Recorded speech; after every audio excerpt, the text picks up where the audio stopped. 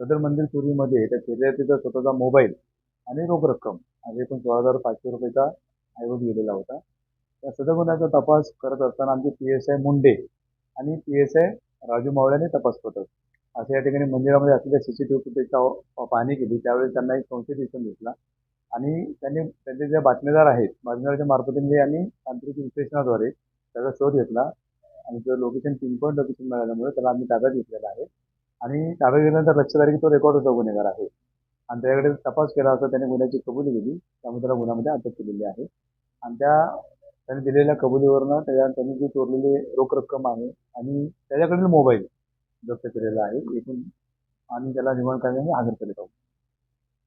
सदर मंदिर चोरीमध्ये त्या फिर्यादीचा स्वतःचा मोबाईल आणि रोख रक्कम असे एकूण 16,500 रुपयेचा ऐवज गेलेला होता. त्या सदर गुन्ह्याचा तपास करत असताना आमचे पी-एस-आय मुंडे आणि पी-एस-आय राजू मावळे यांनी तपास पथक असं या ठिकाणी मंदिरामध्ये असलेल्या